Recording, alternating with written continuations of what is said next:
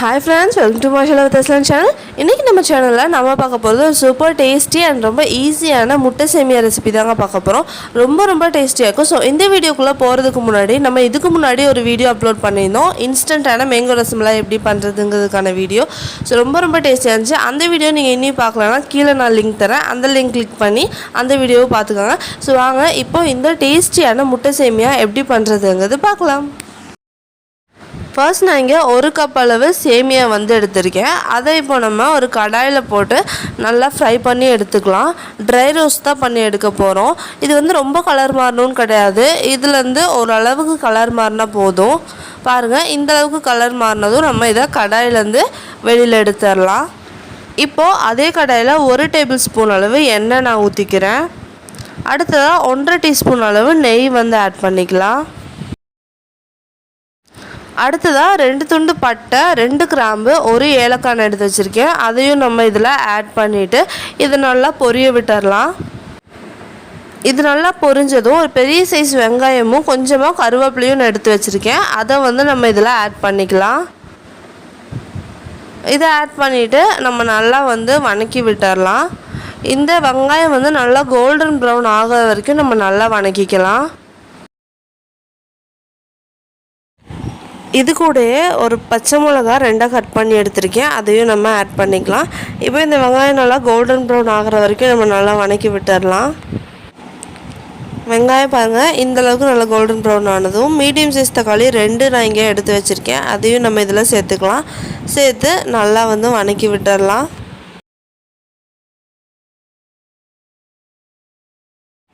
இப்போ இதில் 1 table spoon அளவு இஞ்சி பூண்டு தட்டி நான் எடுத்திருக்கேன். அதையும் நான் இதில் சேர்த்துறேன்.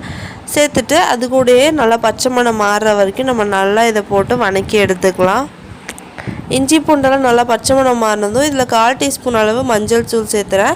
1/2 டீஸ்பூன் அளவு மிளகாய் தூள் சேர்த்துறேன். 1/2 டீஸ்பூன் அளவு பிரியாணி மசாலா நான் சேர்த்துறேன். நீங்கள் பிரியாணி மசாலாவுக்கு பதிலாக கரம் மசாலாவும் ஆட் பண்ணி பண்ணலாம். அதுவும் நல்லா டேஸ்ட்டாக இருக்கும்.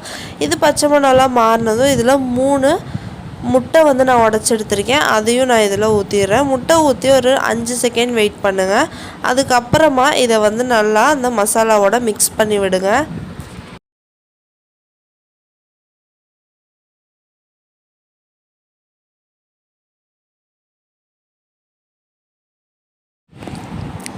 பாருங்கள், முட்டை சேர்த்து இந்த மாதிரி நல்லா ஃப்ரை ஆன அப்புறமா இதில் ஒரு 1/2 கப் அளவு தண்ணி நான் ஆட் பண்ணுறேன். தண்ணி சேர்த்துட்டு நம்ம நல்லா மிக்ஸ் பண்ணி விட்டுடலாம். தண்ணி இந்த அளவுக்கு தான் இருக்கணும். வெங்காயமும் தக்காளியும் கூடையாக தண்ணி இருக்கணும். அதுக்கு அதிகமாகவும் இருக்கக்கூடாது, ரொம்ப கம்மியாகவும் இருக்கக்கூடாது.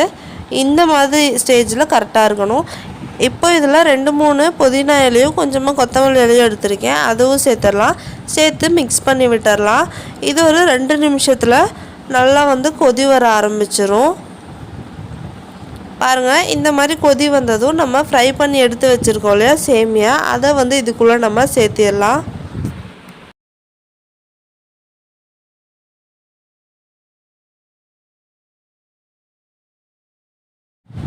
சேமியா சேர்த்திட்டு இதை சேமியா எல்லா இடமும் நனையிற மாதிரி நல்லா மிக்ஸ் பண்ணி விட்டுருங்க.